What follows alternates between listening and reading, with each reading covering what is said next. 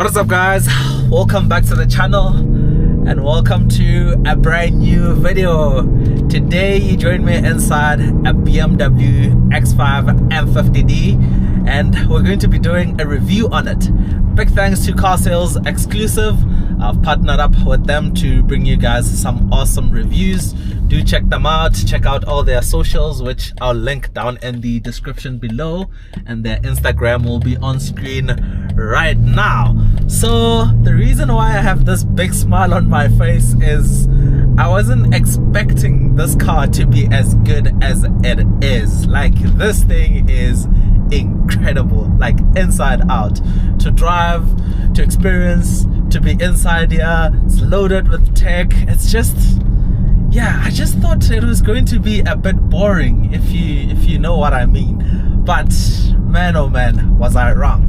So let's start with what makes the X5 M50d. So the M50d sits beside the M50i. So this one is the car you go for if you mainly looking for fuel economy, because the M50i comes with a big turbocharged V8, whereas this comes with a 3-liter turbo diesel straight 6. So you get the best of both worlds: big performance and great fuel economy. So what mainly makes this car is, on the outside you get the M Sport body kit as standard. So you get the more aggressive front bumper, you get the more aggressive side skirts. Even at the rear bumper is more aggressive. You get like proper big exhaust tailpipes, and the whole car is dotted with these sort of satin titanium gray finishes. Like, you find it on the surrounds of the grille, you find it on the mirror caps, you also find it on the badging. The exhaust finish is also in the same texture, and so on. And that's what mainly makes this car.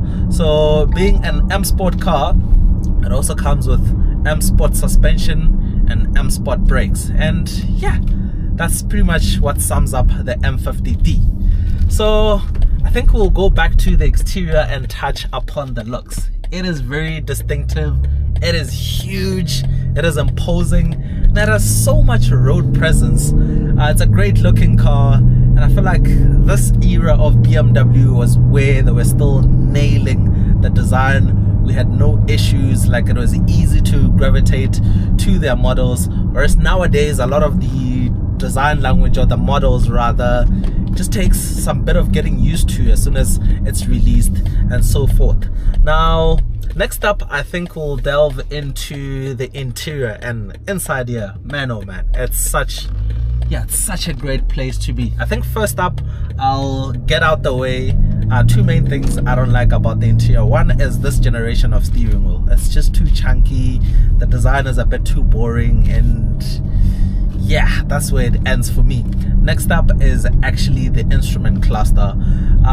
My main issue with it is a digital instrument cluster, but it isn't really customizable. So you're just left with what BMW has chosen for you. So I just wish you could change to different styles, dials. You can have a more traditional look of a secular speedo and a rev counter, and maybe change to some of their crazy more looking dials and so on. Whereas here you just get what they've given you, but you can still display a map in between the speedo and the rev counter, and also the background is a bit dark-ish, so that's my main gripe with it. But other than that, the rest of the interior is just phenomenal, especially the spec on this one. So the trimming in this example is this beautiful brown wood veneer, which just suits this car so well, because it is also spec'd with this brown merino leather. So merino leather is BMW term for high quality premium Napa leather,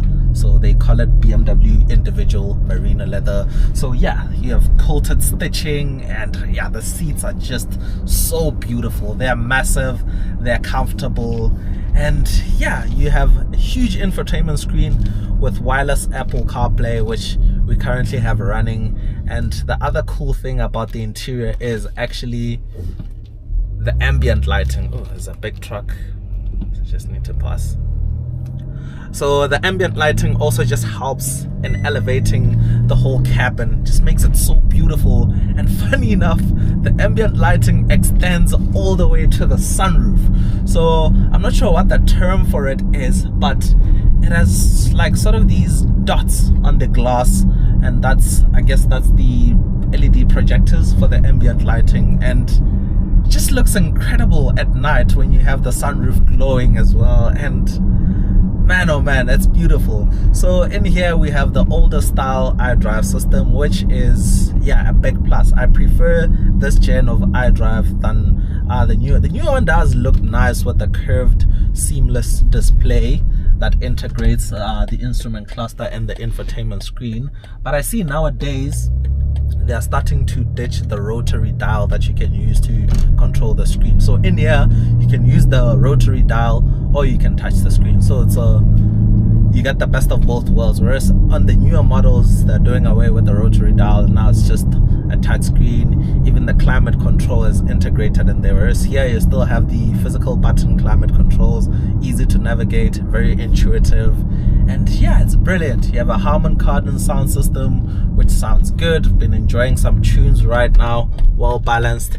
And yeah, I really rate this cabin. I think I'll also touch upon the quality. I mean, BMW makes some of the best interior quality out there. Like, they really blow the competition. Now remember, you should differentiate interior quality and interior design. I feel like Mercedes-Benz often has the best and more wow interior designs, but when it comes to quality, they fall back. The use of materials sometimes can be cheap in some areas of the interiors. BMW, everything is well put together, full solid, high quality. Like, you even have leather on the top of the doors, you have leather on top of the dashboard, and it's literally darted everywhere. So the quality in here is just amazing.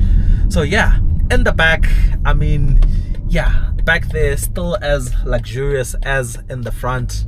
You still get the same marina leather, and yeah, there are some nice creature comforts back there. You have a center armrest that can also aid in through loading, so you can fold it down and you can put in longer items into the cabin. You have rear sunshades, and yeah, you can be nice and shielded from the sun. And yeah, the climate control, I think it's a 3-zone climate control, if not 4-zone, so it might be 4-zone. I'll put it up, I'll put out the actual fact on screen. But yeah, there's also some rear climate vents back there, and it's just, yeah, it's just brilliant. I think next up we'll delve into the boot. Now this thing has a really massive boot. For one, you have an electrically operated split tailgate, and the boot itself, the capacity is 650 liters, which is, yeah, a very massive boot. And yeah, I guess that kind of sums up the full walkthrough of the car inside out. I think I'll also take one opportunity to give you guys a nice POV rundown, well, a quick rundown of the exterior and interior. But next up, let's touch upon the engine and the performance. I'm sure you can hear this. This is so cool, man. I like the fact that it's a 3-liter turbo diesel inline 6, but it has a very prominent sound. Like, it still sounds enjoyable. And man, yeah, I just find myself loving this thing. So the driving experience, this thing just feels massive. It mainly feels like a tank, but it has air suspension, so it glides and floats over bumps. The suspension does a great job at cushioning out road imperfections and all that jazz. So I'll engage Sport Plus. There we go. And yeah, I'll boot it. Whoa. There was a bit of a delay in the gearbox changing down and a bit of turbo lag, but once that momentum comes in, it is just explosive. So like I've mentioned before, this thing is powered by a 3-liter turbo diesel inline 6 pushing 294 kilowatts, which is 400 horsepower, and listen to this, 760 newton meters of torque. That is a lot of torque.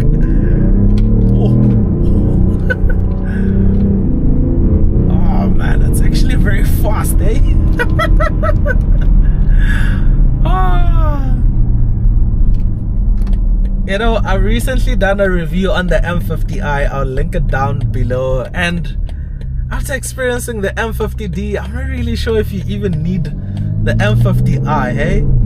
Because this has all the performance you need. It's more fuel efficient. It's just as comfortable. And I don't know, man.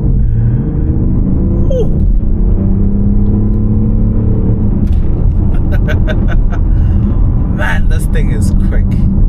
It is so fast. Jeez, oh jeez. So let's get into the reasons why I think these are a great buy right now. I think first up, let's tackle the current pricing and market value of these.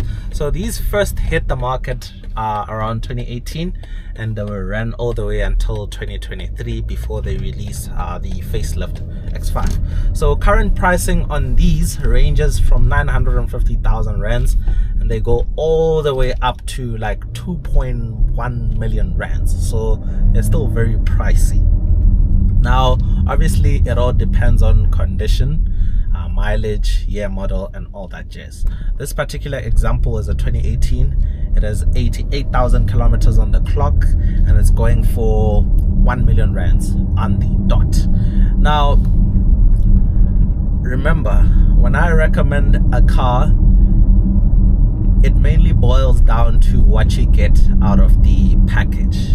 Yes, this is still an expensive car, but if you're looking for a very premium SUV that is great to drive on a day-to-day basis with amazing performance, great practicality, great tech, all those things thrown in there, and this is the car for you.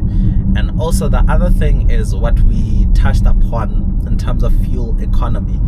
This thing has an 80-liter fuel tank, and on a full tank there's a range of about 1,100 kilometers. So you can literally do cross-country journeys in this thing, absolutely seamless and very easy, which is insane. So I feel like overall as a package, this is just an amazing car. Like the way it feels inside here, how posh and classy it is, yeah, especially at this price point, with this one being priced at 1 million rands and 88,000 kilometers. Obviously the other thing is I can't imagine maintenance will be cheap on these. I mean, a big engined BMW, I mean, to maintain is never going to be cheap. So I didn't really look into the ins and outs of reliability and what the maintenance costs are on these, but I wouldn't imagine there's anything to be worried by or anything to be concerned by. I think just regular service. And yeah, tires on X5s can be very expensive because they have huge tires at the back, 315 millimeters at the front, 275 millimeters. So those are very massive tires. And also if you had to replace the brakes, particularly the discs, that will be very expensive because they are very big brakes. And yeah, other than that, I don't really see anything where I'd say is concerning. So yeah, that's the main reason why I think these are a great buy. So before we conclude, I'll put the car back into Sport Plus and I'll do a few last accelerations. Let's go.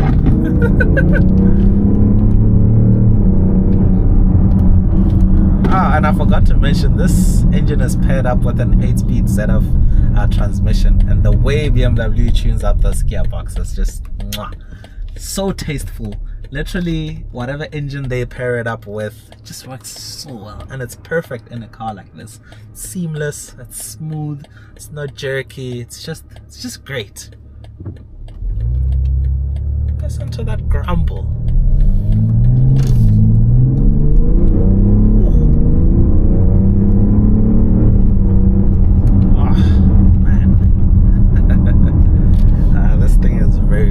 So I think these have launch control, so once we find some decent room on the road, I'll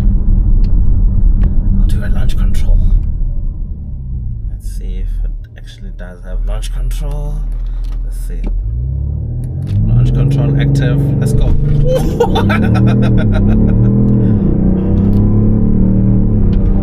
I think BMW claims 0 to 100 kilometers an hour in about 5.2 seconds. But man, the way it gets off the line is just ridiculous.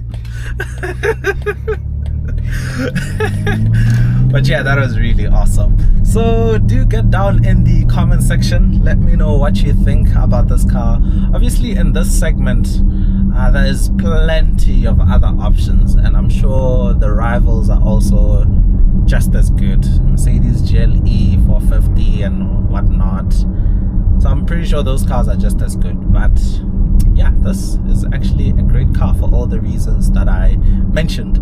But otherwise, I really do hope you guys enjoyed this video, and until next time, that's cheers from me.